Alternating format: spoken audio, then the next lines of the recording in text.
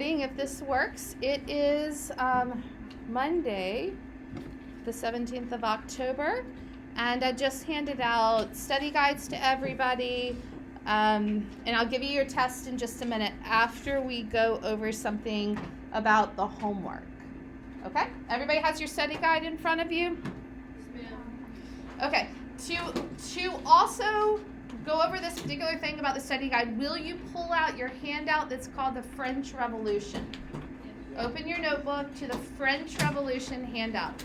This is also something I've posted on Google Classroom in blank form if you want to print out French Revolution handout or your reading quiz to use them for studying purposes. But the French Revolution handout has it's 2 pages. It has blanks on there. You filled in the blanks. Do you have it, Harper? Can you look in your notebook and see if you can find it?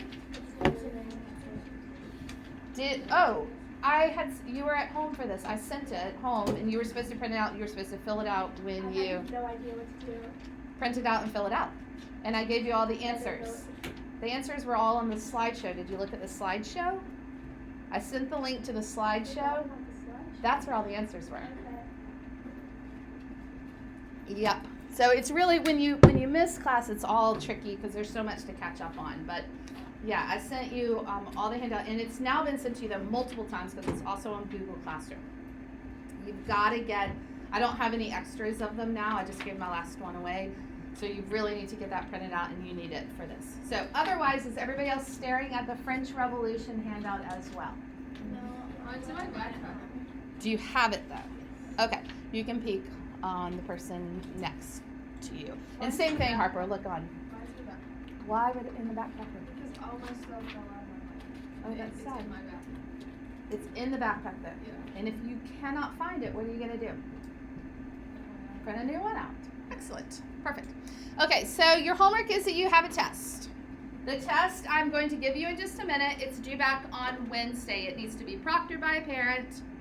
After the parent proctors it, you also write the discussion question. You all put it together. You fold it up, stick it in an envelope, and then your parent signs where? Not at the top. The seal. The seal. That is, of course, so that you cannot open this envelope without messing up the signature. Got it, Clayton? Are you still looking for that handout? Yeah, I'm pretty sure. I mean, I have one. It's right here. The blank one will do for right now. It's fine. And you can always write the answers in again if you need to. All right, you're going to follow the directions for the test. The thing we're going to go over right now is a discussion question. But first, look at your study guide piece of paper. The study guide says study your note cards for lessons 8, 12 to 14, 18 through 19. It's just the note cards. I just numbered out the lessons. Then study your reading quiz from lesson 12 to 13.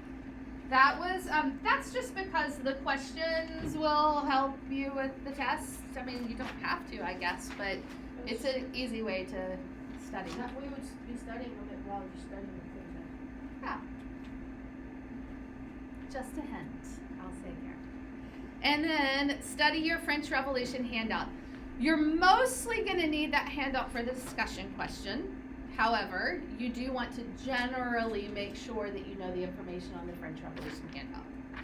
All right, your discussion question is written here on the study guide, and I am telling you, if you have a younger sibling, the younger sibling is going to be allowed to have this piece of paper and look at it when they write the discussion question.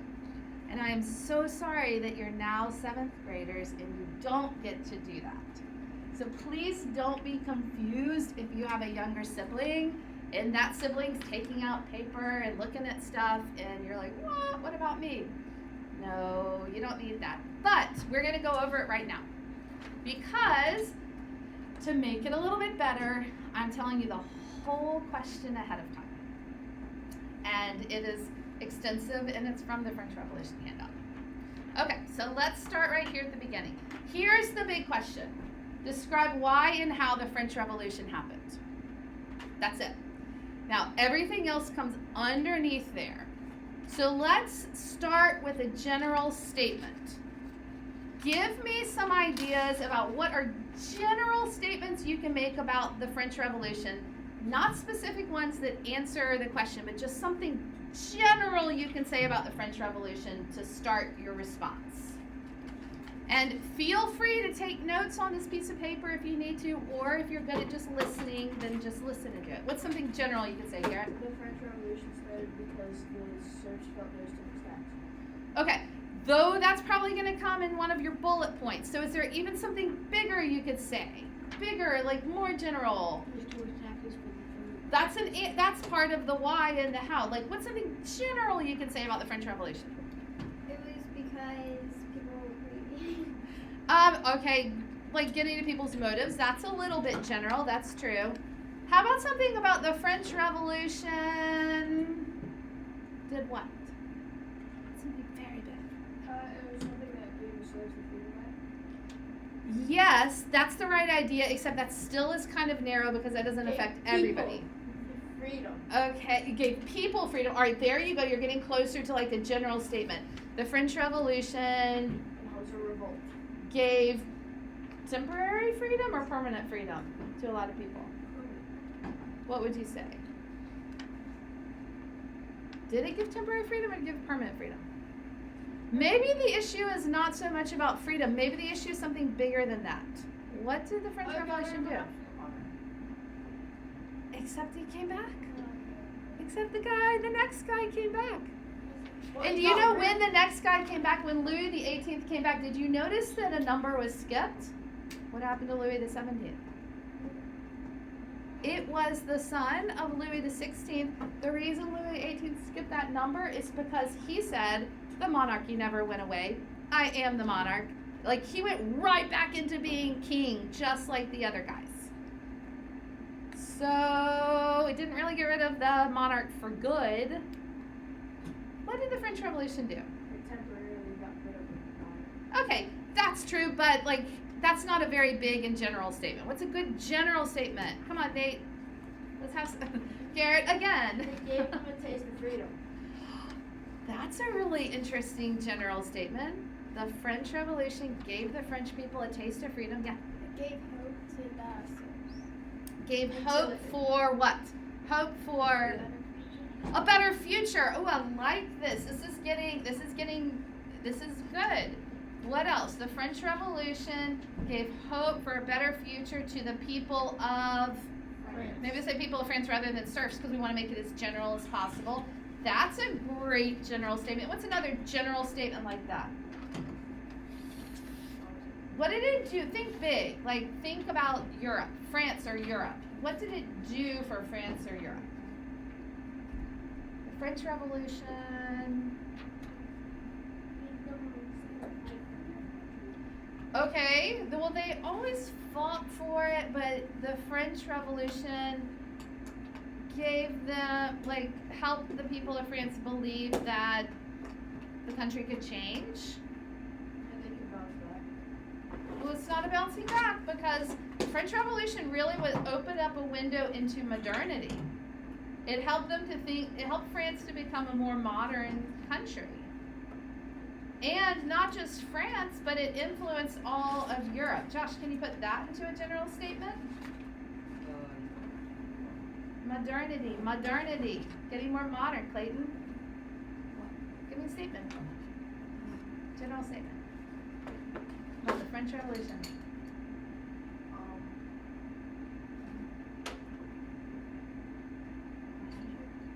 Avery. The French Revolution brought modernity to Europe. Ooh, yes. Good. Yeah. Is that? Say something like that. Say it in your own words.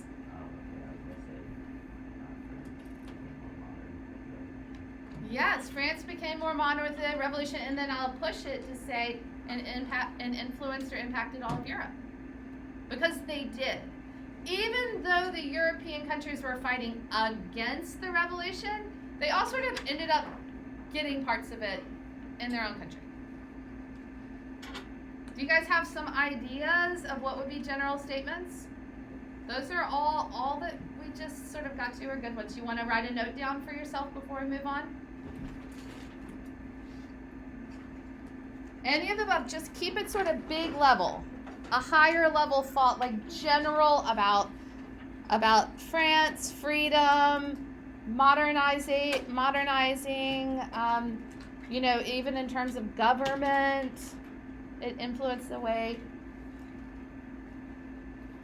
Today, England still has a monarchy, but basically they are a democracy, so. They don't really have any power. Yeah, so like everything changed. The monarch started to lose power. Yes, Wesley. Oh, like modern, M-O-D-E-R-N, and then I-T-Y.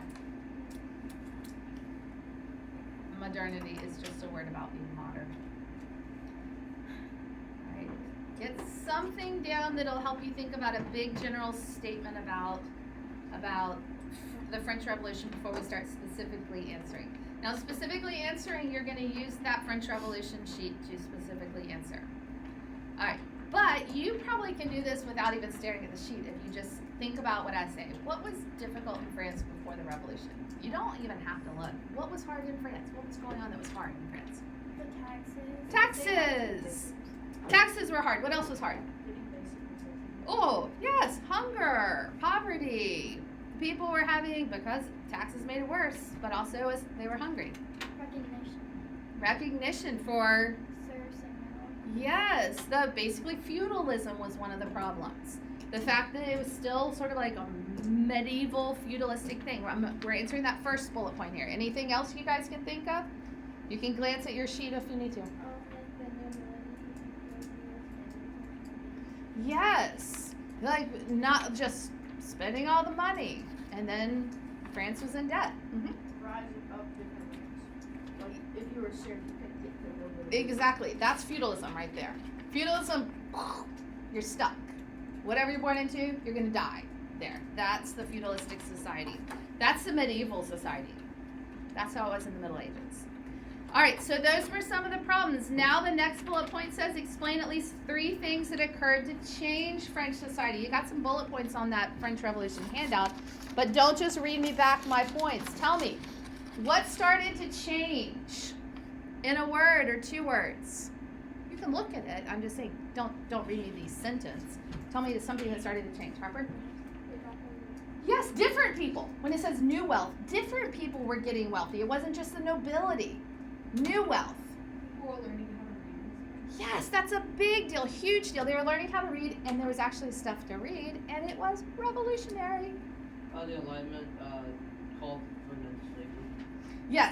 Yes, that was a huge deal. The Enlightenment ideas, including ones that said let's end slavery, there was a lot to talk about. We got a bunch of wealth from the Industrial Revolution. The Industrial Revolution, and then all of those outlying areas, like the ones that produce coffee and sugar. All right, so those are some of the things you might mention that happened to change French society. What did the common French people do with their increasing power in society? Now what happened? Before the revolution, like all this is starting to come, and then the common people have power, and what do they do? I have a question. Do we have to do all the bullet points? Yes, this is the whole question. And I'm sorry, I forgot to say this at the beginning. In a paragraph, do not bullet point your answer. Don't do it. I'm not interested in you bullet pointing an answer. Put it in a paragraph. I ask the question in a way that if you just answer what I say, go from sentence to sentence to sentence, it's going to be a coherent paragraph. Start with a big statement and then just start answering it in exactly in order, and your paragraph is going to make sense and it's going to be good. That's how it works. I'm like walking you through the whole thing about the why and the how. Yes? We need to recognize the order, or is this gonna more things gonna be on? This is the exact question that will be on your test. Exactly copied. Exact question. Okay. So then what did the French people do? They started to get power. What did they do? Keep looking down toward the bottom of the first page of the French Revolution handout. What did they do? Yes. marching voting for bread? Yes, bread riots. One of the things they did was bread riots. What else, Josh? Louis and Marie were threatened. Oh, yeah. When they did the bread riots, they were threatening the king and the queen. They were threatening the monarchy, yeah. They basically just said they wanted.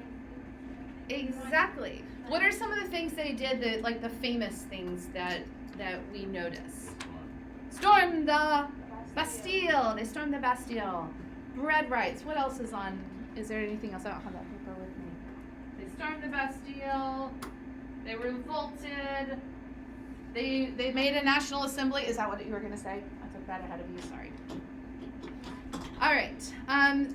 Then, next page. Top of the next page. What sweeping changes tried to take away the power of religion and the nobility? Zach? Secularizing the republic by doing what? What were they doing to make it secular? Rachel, are you with us? Yes. They made priests conduct oaths to the Bible. Priests say, I pledge allegiance to the republic, not to God, to the republic. So forcing priests to do that. Audrey? Yes, they're trying to get rid of the Christian version of the week. 6 days shall you work, and on the 7th you should rest. All right, no more 7-day weeks. Let's make it metric. What else, Garrett? A bunch changed way down Well, we're kind of talking about the Christian part that changed. They tried to wipe away no more feasts, church days, blah blah blah. But they also, what do they do to the nobles? Killed them all. Yeah, killing the nobles. That's a big way to try to get rid of them, or throwing them in prison.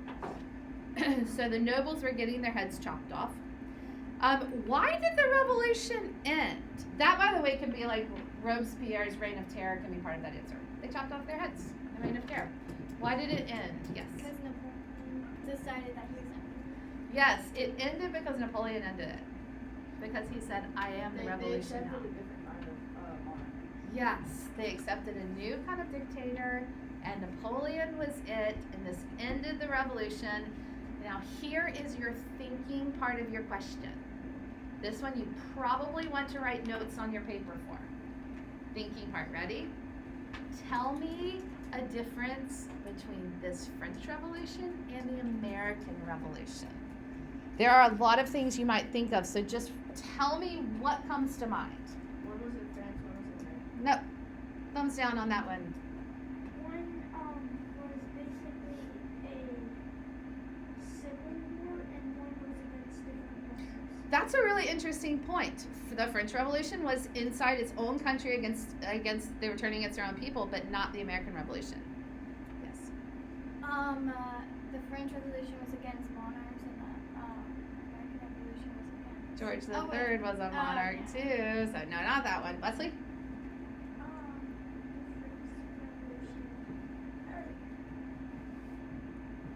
All right, we'll come back to you if you think of it, Audrey. The French Revolution went back to how it was founded, the American Revolution stayed like Okay, that's a good difference, is that the French Revolution didn't have the long, all right, it had a long impact on Europe, but for France itself, France did go back to the kind of government they had thrown off, and America did not.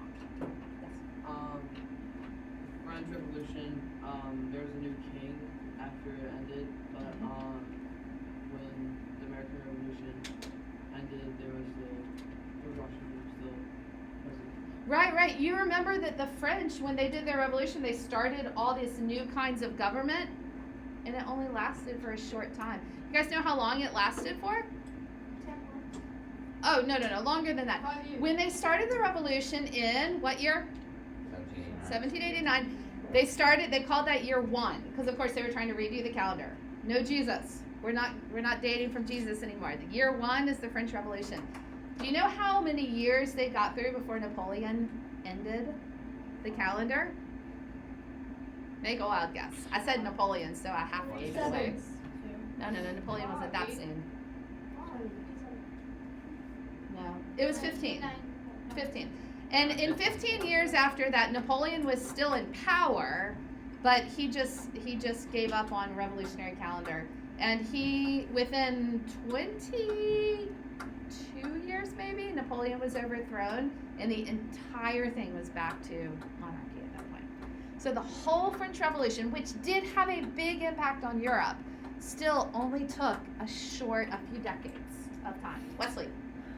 The French Revolution was like, it wasn't like it was already, or like the American Revolution was like fighting for like becoming but the French Revolution was like, France was like already like their own country.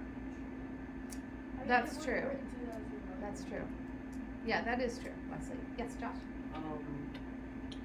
The American Revolution was more fighting, and the French Revolution was more like rebelling against.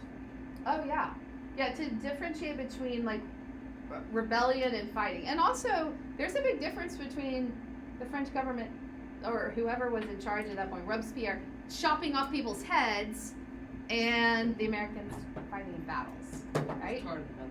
Like people were dying in both cases, but I don't know. Robespierre chopping off the heads of nobility is just really different from wars. Garrett? The Americans were on the French part. They didn't have anything to really fight back with. Oh, right. They did. Yeah, they had to go and find it themselves. That's a good point. Yes. Oh yeah, are we gonna have to say any similarities? No. And you only have to have one difference. Here's a major difference. What about the faith aspect of it? America, I guess it was kind of the organized system,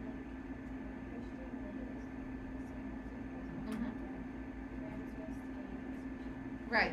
Yeah, when we talk about the American Revolution, we'll say like, oh, here are how the founding fathers were talking about God, and we're saying they needed God to help them.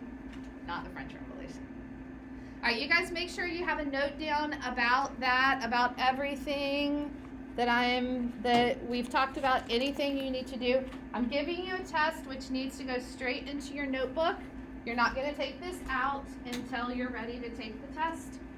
The words that you can see on my stapled up test are the same discussion question I've already given you, so don't worry about the fact that there are words showing. It's not giving anything away. Alright, when we talked through that, did you guys find that you knew more than you thought? Yes.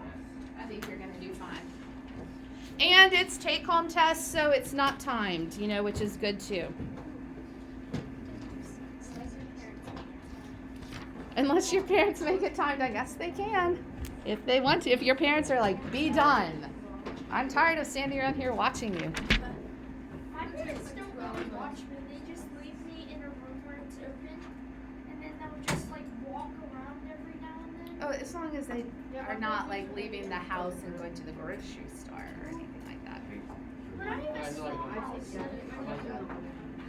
like, No, your parents cannot proctor you if they are not in the vicinity, in the facilities. All right, let us rise together, and I want you guys to read with me a history prayer.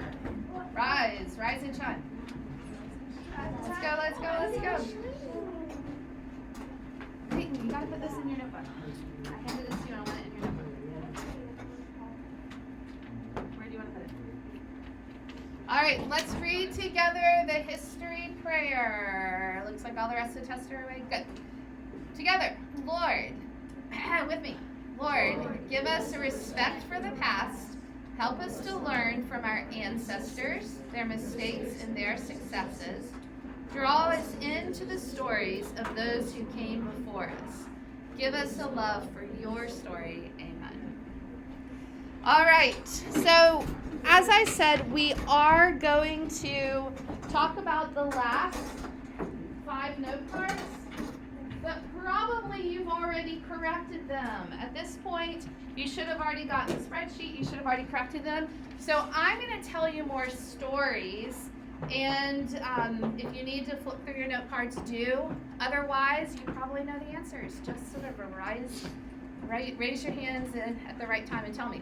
But let's start with a recap. When we talked about the French Revolution at first, these are the kind of images we were talking about. Storming the Bastille, liberty, equality, fraternity. The French Revolution, the revolution that completely empowered the common people to rise up against the people. And then, after just a short period of time, just around a decade, already there is a dictator back on the throne, pretending he's not a monarch, but he's more absolute than almost anyone. I'm going to pause on this picture you've already seen, where it is a picture. I want you to look a little bit more closely at it this time. And I wanted to point out first, there is a pope in this picture. So he got the pope to come to his coronation because he wanted it to appear legitimate, even though he wasn't, he sort of brought back some power to the nobility and clergy, but he got the pope to come, and the pope agreed, which is weird. Can you stop clicking? And then, what is happening in this picture? Holding a what? A cake. Oh, right here. Yes, the ladies are holding a cake. But whose cake is Who do you think this is? that? Is who? I think you just said it. Wife? Yeah, what's her name? Don't know. Do I remember? Marie. Josephine. She was Josephine. Well, the first wife is Josephine. So this, what's happening in the picture? What's Napoleon doing with that crown? Putting it on himself. Not in this picture, interestingly. Yes. Is he putting it on his wife? Yes, he's crowning his wife. So the person who painted the picture had to pick a scene to paint and did not feel comfortable painting Napoleon crowning himself. So he picked something else to look just as royal, just as regal, Napoleon crowning his wife. Now back here, this is Napoleon's mother watching on. Why? Like, why is she watching it? Why is he not watching? Because he's going up.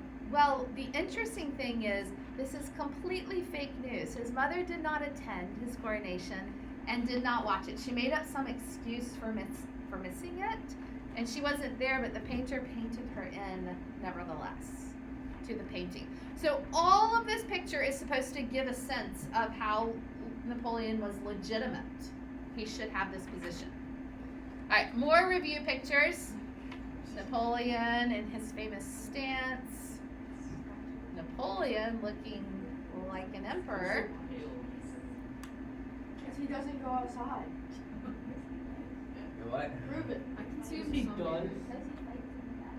All right, so to catch up with where we are in time, in 1812, Napoleon invaded Russia. Now I pause and say, what else happened in 1812? Russia. The War of 1812, which was between, 1812. no. What people was it between? France, Britain, England, and America. So the French were trying to blockade the British. The British were trying to go after the French, and the Americans got caught in between. So here's the big question. Why?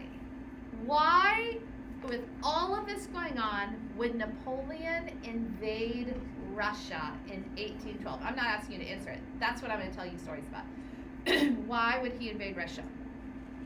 The first thing is he wanted to distract the French people from his losses. You remember, Napoleon's trying to take over the world at this point. And he had taken over Spain, but it didn't go very well.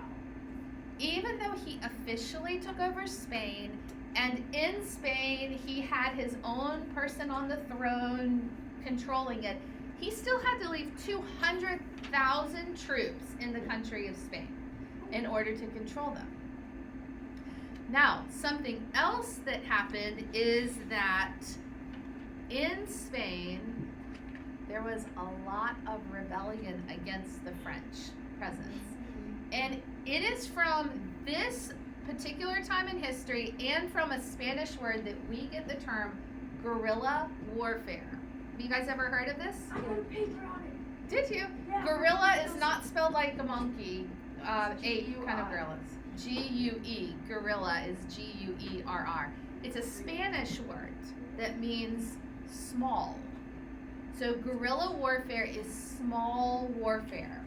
It's like the sneak attacks, right? Town by town. Little groups of people, yes, and they're going in. So this is a picture that was painted about something that happened on the 3rd of May, 1808. That's the actual name of the painting, the 3rd of May, 1808. That is a really, all right, so let's look at this. This was painted by somebody who liked or hated the French. What do you think? These are the, oh, sorry. These are the French right here on the right. Who looks like the hero in this picture?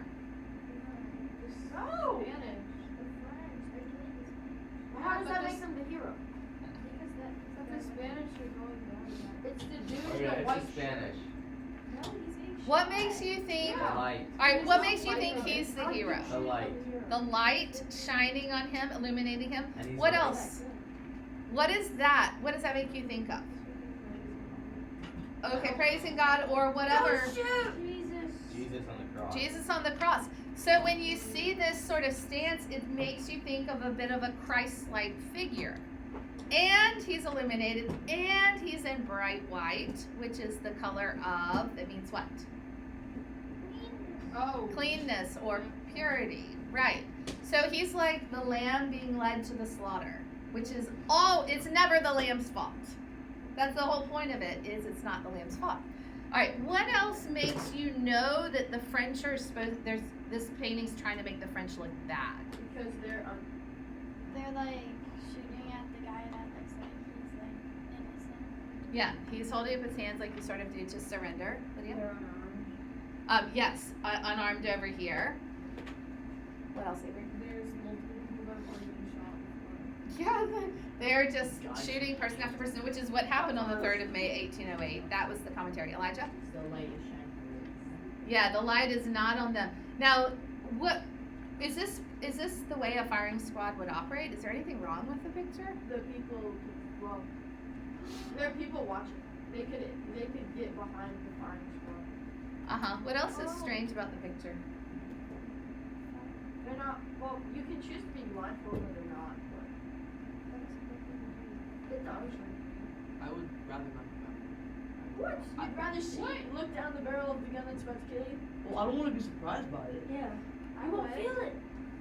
Yes, you Okay, will. so the firing squad is just a tiny bit too close Yeah.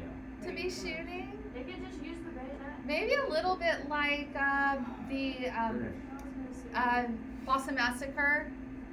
It Yeah. seemed like it was just a little too close. So it's more just making a statement. It's not really showing like this is what happened. It's making a statement. Maybe, The French killed too many people. They were so close. Yes. maybe because they're so close, maybe they just want to kill the guys that got it. Yeah. And it- then- but look, and the plus they have people, better- the people next to him that are holding him in place, what they're gonna get killed too. Like the whole picture is They're just. hiding behind him. a little so they- crazy. they're more safe. Right. So this is all just to show that the French were trying to put down the fighting and they ended up in some trouble. But not only that, not only did Napoleon feel like I've got to prove myself because I've been doing really badly in Spain. I got to go prove myself somewhere else. He also got really put out with Alexander I, who was the Russian ruler at that time. Because remember how the French and the British were trying to blockade each other? There's a boycott going on, and he told Alexander, "Let's boycott all the British colonies and not buy anything from them." And Alexander did it for a while, and then Alexander was like, "Yeah, I'm done with this. I'm not gonna stop. This is really bad for my country. I'm going back to buying the British colonies' goods." And Napoleon was furious that Alexander did this to him. Now, this picture is here to show you Alexander and Napoleon were buddies. They were very good friends at some point in their life. They spent a ton of time together. This is them studying the map of Europe, trying to figure out how to take over Europe together. Like, this is the kind of relationship they had. So when Alexander turned on Napoleon, Napoleon was really put out with him and said, I'm going to go bring Alexander back into submission. I'm bringing him back under me. Good luck. Yes, Russia and Nate. China. I say when he was Russia is bringing like- that back, you should have stabbed him. Oh, no. They were doing it together. Alexander and Napoleon were on the same side during that time. So when Napoleon decided, I'm going after Alexander, Napoleon decided he's going to do the battle the same way he always did the battle. Clayton, how did Napoleon fight? In big armies. Yes, big, flashy, decisive, impressive. Doesn't that sound like Napoleon to you? Action, speed. Oh, action, speed, come on. Everything's gonna be big. So he goes in and he's like, I'm gonna go show Alexander. He starts marching into Russia. He went up through Poland. He went up through modern day Lithuania, and nothing went according to plan. Get burned all the time. Now, I'm going to tell you, Alexander wasn't working a really good strategy at this point. He was just kind of like, your armies are too big. They were huge. He brought the hugest armies with him. They're too big. And so Alexander kept retreating. He kept pulling his people back. But look how huge Russia is. There's so much space for him to go back. It's okay for him to go like, I think I'll retreat a little bit. I think I'll retreat. Oh, we're not ready. Oh, we're not ready. So he just kept retreating and pulling back. And on top of that, even when they did fight, there would be little things that would go wrong. For instance, Napoleon had several brothers and sisters that he had put on thrones around Europe in different places he had taken over. One of them was his brother Jerome, who had been put on the kingdom of this little kingdom, and he had brought his soldiers to fight in Russia with Napoleon. They're marching around, and Jerome made a mistake in this battle. Because he made this mistake, the Russians were able to slip away again and go a little bit further back, retreat a little bit. Napoleon was furious with Jerome. We have his letters, so we What can was the read them. mistake? He didn't attack fast enough, and he basically didn't close up the space that they needed. So Napoleon was so the Russians were able to sort of get out and escape before they got enclosed by the French troops. We have the letters that he wrote Jerome, just insulting him, tongue lashing, saying how terrible he was. Well, guess what Jerome did? He packed up his army and left. He was like, I don't have to do this. Anyway, so he left, and Napoleon's left with fewer soldiers now because Jerome didn't want to be on his team anymore. So, retreat. Now, you read about the freezing cold, but you know before the freezing cold, it was burning hot in the summertime. And think how hard it is for your mom to pack enough snacks for you to go on a long, car trip. What if she had to pack snacks for 100 people? Well, what if she had to pack a bunch of meals for 1,000 people? Okay, it's really hard to take enough food and supplies for 500,000 people to have food, right? For a really long time. So they had planned on foraging, getting food from the villages and the places they went. But every time they went to another place, guess what happened? The peasants would just leave, and they would take their food with them, and they would destroy what was left behind. So then there was not food for them. And they came into these places. So they were hungry. There was disease. It was a retreat. And finally, the Russian Senate said, this is ridiculous, Alexander. You're being dishonorable. Go stand up to Napoleon. So he did. He went and he stood up to Napoleon and had an actual fight. And when he had an actual fight, France won, but it wasn't very decisive. And still, Russia managed to slip out. It was at nighttime. They had bombed this city, and France just left the city kind of with smoke coming out of it. I'm sorry, Russia left them, and they ran out and left. And then the next morning, the French went in to take the city, and there's nobody there again. This is not Moscow. This was another time. So it happened repeatedly.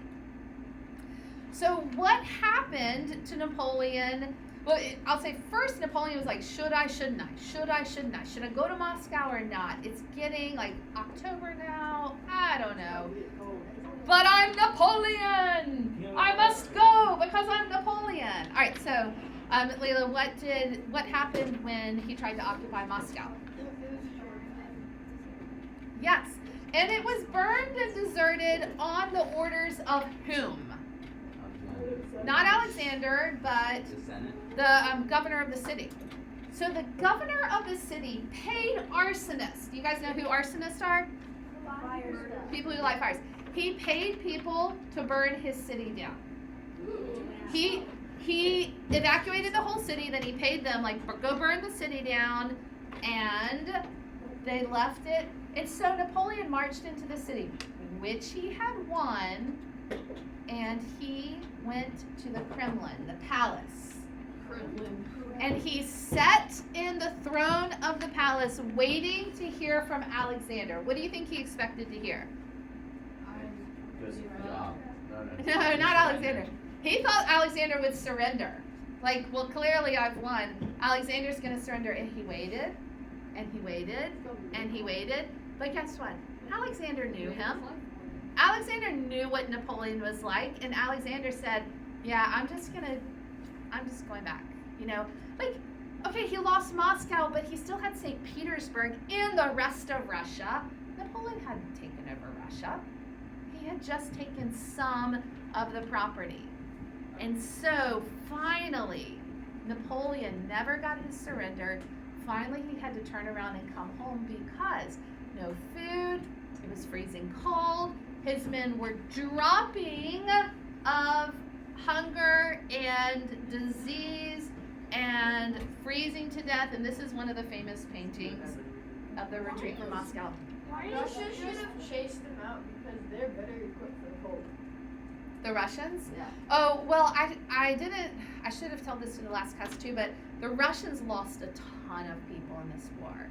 They, the French lost more, but the Russians still lost nearly 2,000 people, and many of them to cold as well. This was very hard on the Russians, but in the end, Napoleon did not take their land. He retreated, he's going back.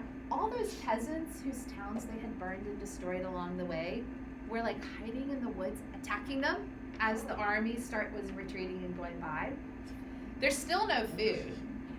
And then they got to this river that had been frozen over. They were planning on going across the frozen river. And lo and behold, a heat wave came and the river melted enough that they couldn't cross it. So they had to tear down nearby houses to build 2 bridges so that the troops could get across the river. These hastily built bridges collapsed when the troops were on them and they were trying to walk over. So then the French troops are in the freezing cold water because everything just went wrong. That's the kind of the end of this story is everything went wrong. Nate, other people realized that Russia had weakened Napoleon, so what did the European nations do? In the last slide, why was the horse so bright compared to everything? It's a white It's horse. a white horse. Yeah, and also I do think you're supposed to look at Napoleon and just think everybody else is faceless, nameless, and about to die. Napoleon alone will survive this in this picture, but his horse is gaunt, not well fed. You know, when Napoleon went back and fought again later, he had to rebuild his cavalry, which meant he had to find a whole bunch of horses too, because they lost so many horses in this conflict. Yes. I guess it says a lot about Napoleon to not just kill a horse and eat it if they're so starving. You know, Yeah. so The they have to horse have is a ride. starving. The horses were everything. He thought his cavalry was so important. No, the horses would have been skinny. The Right. horses. There would be a lot of, well, they have some muscle. If they're walking, they have muscle. You eat muscle. That's the thing, not the fat. Okay, so other people realized that Russia had weakened Napoleon. What did the other European nations do, Richley? Do you know? Did you study this? Lydia? They formed an alliance. Alliance. The word I want you to know is alliance, and this shows up a lot in modern history. An alliance is when nations get together to fight together. All right. Why did the French Senate, Clayton, do you know this? Why did the French Senate exile Napoleon and put Louis XVIII on the throne? They were sick of French soldiers. They were sick of, not just French soldiers, they were sick of Napoleon, and they were sick of his attitude. They were tired of what he was doing. And they were tired of his blood. Yes, they just wanted to go back to having a monarch. Now, I want to tell you about the two places that they exiled him. Because if you look at the map, look at my slides on the map, it's really interesting. The first place he was exiled was Elba. It was gorgeous. It's a beautiful island just off, see this map here? Just off of Italy, which was a place he loved. He had conquered Italy. He loved Italy. Just off of Italy in the Mediterranean Sea. It had a lot of people. When Napoleon got to Elba, he built a hospital, sewage system, roads. He started ruling. But he spent a lot of time playing cards with his mom. And his wife had already seen somebody else she liked and had left him. And he had a mistress with whom he had a son who visited him once and was like, oh, not interested anymore. Like, these women also just wanted to be with people who are powerful. So the women abandoned him. He's hanging out on Elba and he was bored. He waited until the guy who was watching him went on a trip, and he just took off and went and found his way actually up here to France and decided he would march into France. Now here's the story of this. 6 days after he landed in France, he finally confronted a regiment of infantry. There were 800 of them that came to bar his way. Napoleon advanced to them. He went out in front of, he had 1,000 men with him. He went out, he opened up his jacket, and he said to them, if there is any one among you who wants to kill his general, his emperor, here I am. Not only did the men not kill him, they all turned and joined him. Sounds just like Yes. And from that point on, his march to Paris was just people that got sent to defeat him joining him. So he went back and he took power, and the king fled. Zach, why did the king flee and leave him to rule France again? Because his general left. Who's Marshall? His general left him, went to be with Napoleon's people. Yes. Disappeared. Right. And so finally Louis had to turn. Now, before I tell you this, I was going to say, he really and truly, you think at this point, why did he have to fight another battle? Wait, listen to me. Don't look at the clock. Listen to me. I'm going to give you a good last story. Why did he have to fight another battle? Well, he needed to consolidate his power. Listen, people who are interested in military stuff. He needed to consolidate his power. All of Europe was offended with him. He needed to show them that he could still win a battle. And so the battle at which he was finally defeated was called Waterloo. Waterloo. This is one of the paintings of Waterloo. Stop and look at it. Don't pack up. I'm going to show you where he got exiled to the next time. The Battle of Waterloo. What's the date on that? 1815. 1815, which was also the end of the War of 1812, was in 1815. Look at this. Napoleon is not the star of this picture. What in the world is going on here? The bomb. Bomb Chaos, burst in there. explosion, and Napoleon finally was defeated. He was not killed at Waterloo, however. He wanted to go, when they made him give up power again, he wanted to go and be exiled to America, Oh, and he wanted to be a farmer in America. That was his goal. Yeah, right. But the British caught him and said, you're not allowed to do that. They instead put him on an island called St. Helena, which is, guys, look where it is. Yeah, Halfway middle between Africa and South America. Literally, he cannot escape from here. It's in the middle of Was nowhere. it inhabited? It was rocky. There were very few people on there, and he had like 4 friends with him. Friends, if you could call them friends. He died a few years later of stomach cancer. I thought he was executed by the Iron Maiden. Oh, there's a lot of controversy. But wait, hang on. He died of that, but here is the great end to the story. Even though he never got to go to America, one of his brothers did and got a farm in South New Jersey that he farmed, and that farm today is the place where Ocean Spray cranberries are grown. Napoleon's brother's farm.